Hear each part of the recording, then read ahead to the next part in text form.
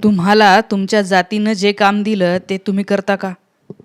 तुम्हाला तुमच्या जातीनं जे काम या हिंदू धर्मामध्ये नेमून दिलेलं आहे ते तुम्ही करत नसाल, म्हणूनच तुमच्यावर ही वेळ आलेली असेल, असं एका फेमस बाबाचं म्हणणं आहे. या बाबांनी तर त्या अशोक खरातची जातसुद्धा काढली आणि त्यांनी त्याच्या जातीला दिलेलं काम केलं नाही, ते दुसऱ्याच जातीचं म्हणजे ब्राह्मण जातीचं जे काम आहे ते त्यांनी केलं, म्हणून त्याला आता जेलमध्ये जावं लागत आहे, असं या बाबांचं म्हणणं आहे.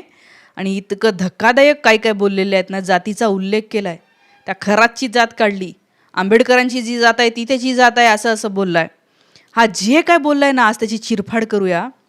आणि हाच माणूस जो एरवी भाजपचा सपोर्टर आहे, तुम्हाला सांगणार हिंदू राष्ट्रासाठी संपर्क करा, हिंदू राष्ट्रासाठी यांना तुम्ही भाजपला निवडून द्या, आणि तुम्ही यांना निवडून देता तर तुम्हाला लक्षात येईल की यांचं हिंदू राष्ट्र म्हणजे काय.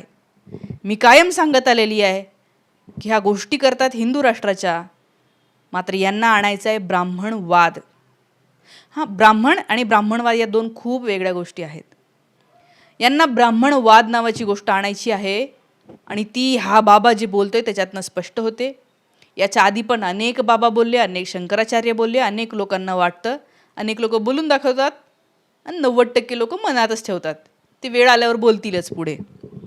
हा बाबा काय काय बोललाय थोडं थोडं ऐकवते आणि थोडं थोडं आपण त्याच्यावर त्याची चिरफाड करूया की काय म्हणतोय हा.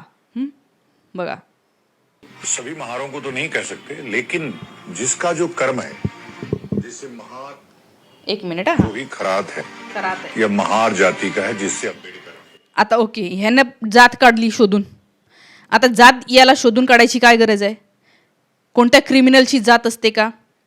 आता काल कोणता तो ऋषिकेश वैद्य सापडला, जात काढायची का त्याची? त्याच्या जातीवरून त्याचा स्वभाव ठरवायचा का? नाही. मग जात काढतो म्हटलं तर खूप लोकांची काढता येऊ शकते, त्याच्यानुसारच हिशोब लावतो म्हटलं तर मग खूपच जास्त अवघड होऊ शकतं. पण तरी यांनी जात काढली आहे आणि कुठून काढली तर काय माहीत, कुठून सर्टिफिकेट मिळवलं, पण हे सगळं फालतूगिरी आहे. तरी बघूया काय म्हणतोय हा, जेणेकरून तुम्हाला तर कळलं पाहिजे की या देशात धर्माच्या नावाने हे काय करतायत. तुम्हाला एक कळणार नाही, तुमच्या घरच्या बायका, लेकरं, सुना, पोरी कधी यांच्या नादी लागल्या. यांचे खरे चेहरे बघा. जिसका जो कर्म है, जिसका जो कर्म जैसे है, महार शूद्रों में है और कर्म वो ब्राह्मण के घर करते. चला, शूद्र आहे, शूद्रांनी काय काम करायला पाहिजे म्हणतात तो. त्यांच्या म्हणण्यानुसार तर असंच आहे, मनुस्मृतीने सांगितलेलं आहे. आपल्या बाबासाहेबांनी रिडल्स इन हिंदुइझममध्ये काय लिहिलंय सगळं समजून सांगितलं. हिंदू धर्म म्हणजे चातुर्वर्ण्य व्यवस्था, 4 वर्ण आहे, ब्राह्मण, क्षत्रिय, वैश्य, शूद्र. ब्राह्मणांनी काय करायचं? अभ्यास करायचा, वेदाध्ययन करायचं, अध्ययन जे काही असेल ते सगळं. क्षत्रियांनी काय करायचं? लढाया करायच्या. वैश्यांनी व्यापार करायचा. शूद्रांनी सेवा करायची. खालून वरती जाता येतं का? हो, जाता येत नाही. नाही, जाता आलं असतं तर ह्या बाबांनी म्हटलंच नसतं. ते जे म्हणतात ना ते त्यांना तुम्ही याचं ऐकून द्या. कुठं जाता येतं? एखाद्याने अभ्यास केला म्हणजे तो ब्राह्मण झाला, हे जे परवाच्या दिवशी रामदेव बाबा म्हणला, खोटं आहे हे. हा बाबा म्हणतोय ना, या जातीत जन्मलेल्या माणसांनी देवधर्म करणं म्हणजे ते ज्योतिष वगैरे सांगणं हे काय त्याचं काम नाही, आणि इथून वरती जाता येत नाही. म्हणजे अध्ययन करणं नावाची गोष्ट खालचे लोक नाही करू शकत, आणि त्यांनी केलं तर त्यांनी धर्माचं हे केलं असं यांचं म्हणणं आहे. बघा काय म्हणतो हे, लय भडकाऊ भयंकर आहे. जितने भी, जब भी आप वैदिक वर्ण व्यवस्था को चैलेंज करेंगे, तर वैदिक वर्ण व्यवस्थाला तुम्ही चॅलेंज नाही करू शकत. काय आहे वर्ण व्यवस्था हे सांगितलं ना तुम्हाला. हे 4 लोकांनी जे त्यांना कामं दिलेले तेच करायचे. म्हणजे तुम्ही फक्त सेवा करा. आणि असे कलियुगामध्ये 19व्या शतकामध्ये फक्त 2च वर्ण आहे असं म्हणतात, ब्राह्मण आणि क्षुद्र. मग अध्ययन करणं, ज्योतिष बघणं, पूजापाठ करणं लोकांचे, हे काय बाकीच्यांचं काम नाही आहे, ते ब्राह्मणांचं काम. यांनी का केलं आणि म्हणून असं झालं. बघितलं का यांचं लॉजिक? हे काय यांनी तपश्चर्या केली असेल, काय साधना केली असेल, अशांकडे बघून खरंच प्रश्न पडतो. आणि म्हणून मग लोक काय समजत असतील या धर्माबद्दल बाहेर. युद्ध में गैर क्षत्रियों को प्रवेश कराएंगे, व्यापार में गैर वैश्यों को प्रवेश कराएंगे, सेवा में गैर शूद्रों को प्रवेश कराएंगे, तो व्यतिक्रम होगा और इसी तरह की कृत्य होंगे. व्यतिक्रम झालेला आहे म्हणतो. हे असं केल्यामुळे हे चुकीचं झालंय आणि म्हणून मग आता त्याला जेलमध्ये जावं लागत आहे. सब पंडित बनने की होड़ में लगे हैं. काय म्हणतो तो, आंबेडकरवादी जे लोक आहेत ते पंडित बनण्याच्या मागे लागलेत. बघा परत एकदा बघा, के जितने लोग हैं सब पंडित बनने एक मिनिट परत बघा, क्रम होगा और इसी तरह की परत एकदा कृत्य हे होंगे. ऐका आता. अम्बेडकर की बिरादरी के जितने लोग हैं सब पंडित बनने की होड़ में लगे. हाँ, अंबेडकर की बिरादरी के लोग पंडित बनने की होड़ में लगे हैं असे यांना म्हणायचे. सब यांना माहिती नाही आहे, खरोखर आंबेडकरांना जाणणारे आंबेडकरवादी लोक, अभ्यास करणारे लोक आहेत. आज सगळ्यात जास्त PhD करणारे लोक आहेत, पुढे जाणारे लोक आहेत, कारण त्यांना बाबासाहेबांनी काही गोष्टी सांगितल्या आणि ते तसेच करतात. आणि ह्या खराची जात काय आहे ही कोणालाच माहीत नाही, पण तरी या माणसाने तारे तोडले अकलेचे आपल्या. पण हा पुढे खूप भयंकर बोलतोय बघा. लेकिन उनका चरित्र, उनका कर्म इतना कुकर्मी है कि कहना नहीं. बापरे, म्हणजे हे त्याच वाक्याला जोडून आहे, आंबेडकर की बिरादरी के लोग इस होड़ में लगे हैं आणि उनका चरित्र म्हणते, म्हणजे डायरेक्ट सगळ्यांचं चरित्र काढलंय ह्या माणसाने. दीपक केदार भाऊंनी परवाच्या दिवशी लय झापलं या माणसाला, भयंकर झापलं. कुठून कोण आलाय तू कशाचं जात काढतोय का, तू जरा ॲट्रॉसिटी लावायला पाहिजे, तू महाराष्ट्रात असला तर खरं नव्हतं वगैरे वगैरे भयंकर बोललेलं. तुम्ही त्यांचा व्हिडिओ जाऊन बघा हा काय म्हणतोय घाण. आप देख लीजिए उनका पूरा इतिहास उठा के देखिए. अच्छा, तो इसलिए शूद्रों को ब्रह्मत्व कर्म से वंचित करना चाहिए और यह राजकीय रूप से प्रतिबंधित होना चाहिए. म्हणजे थोडक्यात आता पुढचं मी ऐकवतच नाही, याचं म्हणणं आहे की राजकीय लोकांनी कायदा करून कुणालाही अशा प्रकारे पूजा पाठामध्ये मध्यस्थी नका करू देऊ, आणि हे असं कराल तर थोडक्यात मी तुम्हाला सांगते काय आहे. आपल्याला प्रबोधनकार ठाकरेंनी सांगितले, महात्मा फुल्यांनी सांगितले, डॉक्टर बाबासाहेब आंबेडकरांनी सांगितले, ते ऐकायचं. ते काय म्हणाले, ते असं म्हणले की देवळामध्ये देवापेक्षा पुजाऱ्याचा पोटाचा विचार जास्त आहे, असं या लोकांनी सांगून ठेवलेलं आहे.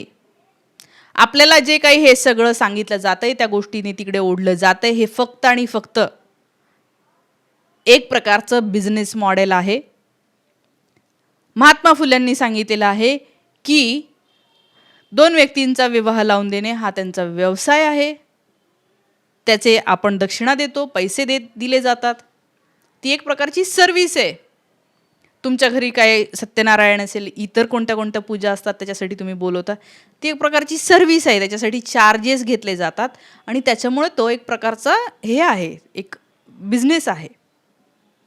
आणि त्यामुळे याच्याकडे त्यांच्या रक्तामध्ये काहीतरी असेल वगैरे असं पाहू नका, असं बाबासाहेबांनी आपल्याला शिकवून ठेवलेलं आहे. आणि हा बाबा जो इतकं घाणेरडं बोललेला आहे, आणि तुम्हाला खरंच सांगते, खराचं नाव आलं कोणीच महाराष्ट्रामधले खरंच पुरोगामी लोक आहेत, जात काढली नाही, शोधली नाही, कुणीही हे म्हटलं नाही की हा या जातीचा असेल, किंवा समजा त्याच्या जातीचे कोणी असतील तर त्यांनी त्याला वाचवायला गेले नाही की नाही ह्यांनी असं केलंच नसेल. बघा दिसतं तर आहे, महिलाच आलेल्या दिसत आहेत, अर्थात त्यांनी जे काय केलं ते भयंकर आहे. ठीक आहे, माणसाचा जो दोष आहे त्याच्यामध्ये, मी महिलांना तिथल्या काही म्हणणार नाही आत्ताच. आता हे जे काही दिसलं याच्यामध्ये कोणीही हे म्हटलेलं नाही आहे की आम्हाला नाही वाटत हा बाबा असं असेल, नाही तो चांगला आहे. नाही आलं कोणी वाचवायला, नरहरी झिरवळांना वाचवायला नाही आलं कोणी. आदिवासी समूहातले लोक नाही म्हटले बदनाम नका करू, आदिवासींना बदनाम करताय म्हणून. पण काल त्या ऋषिकेश वैद्यचं नाव काय आलं, अरे इतके फेसबुकवर पोस्टी पडायला लागले लोक, हे असं झालंच नसेल, हे मुद्दामून फसवण्याचा डाव आहे, हे मुद्दामून बदनाम करण्यासाठी करतायत, आणि ह्या बाईला काय 3 वर्षांनी जाग आली का. बघा म्हणजे बरं, ह्या माणसावर काही एकाच बाईंनी नाही तक्रार केली, ठीक आहे, एका विद्यार्थिनीची पण तक्रार आलेली आहे. याच्या आधी एका वृत्तपत्रवाल्या माणसांनी पण सांगितलं की आम्हाला 5 वर्ष आधीच कळलं होतं की हा किती फ्रॉड आहे. तर 1-2 नाही आहे, त्याच्या विरोधात अनेक लोक उभे आहेत. आणि तरीही फेसबुकवर जाऊन बघाल तर अनेक असे लोक आहेत. काही लोकांचं म्हणणं आहे की नाही हे आपल्या जातीतला आहे म्हणून वाचवत आहेत. हे बघा, ह्या अशा कमेंट्स आहेत की वाटतच नाही, किंवा मग अच्छा असेल त्यांनी जर तसं केलं असेल म्हणजे मग तो आमच्या जातीतला नाही आहे, म्हणजे मग तो ब्राह्मण नाही आहे. अरे बाबा, कधीतरी डोळे उघडा आणि याच्या बाहेर या. एखादा क्राईम घडतो तेव्हा ती क्राईम ही त्या जातीशी संबंधित नसते, ही एक विकृती आहे, ती एक बिमारी आहे, ती कुठल्याही जातीत असू शकते. पण तरीही ह्या बाबांनी जे म्हणले ना ते तुम्ही समजून घ्या. की इथं जे आणायचं आहे ते त्यांना हिंदू नावाचं हिंदूंसाठी, सगळ्या हिंदूंसाठी नाही आहे, त्यांना ती उतरण परत हवी आहे. महाराजांनी सांगितलंय, शंकराचार्यांनी मागेच सांगितलेलं आहे की हो, ज्याला जे कामं दिले तुम्हाला कळणारे नाही कधी इतक्यात तुम्ही मागे फेकले जाल की परत एकदा ती अनटचॅबिलिटी येईल, जी की आता अजूनही आहे. अजूनही विद्यार्थ्यांना बाहेर लोटलं तर ते म्हणतात की नाही नाही, ते तर काय वर्णव्यवस्थेनुसार अध्ययनाचं काम त्यांचं थोडी आहे.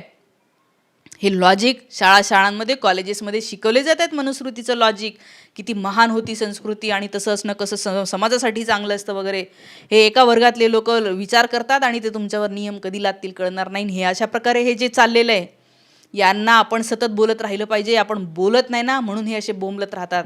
कधीतरी त्यांना जेव्हा कळेल की अरे नाही, विरोध होतोय, महाराष्ट्रामध्ये सुद्धा आपल्या विरोधात लोक बोलतात, तेव्हाच त्यांना आळा बसेल.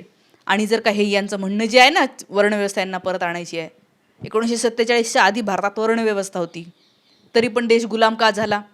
तरी पण इंग्रज इथे 300 वर्ष 350 वर्षाला राज्य कसे केले? मुघलांनी राज्य का केलं? तेव्हा तर आरक्षण नव्हतं. 47 नंतर आरक्षण आलं, देश टिकून राहिला, मजबूत झाला, सगळेजण नोकरीमध्ये आले, या देशामध्ये सगळेजण कॉन्ट्रीब्यूट करायला लागले, विज्ञान तंत्रज्ञानात देश पुढे गेला.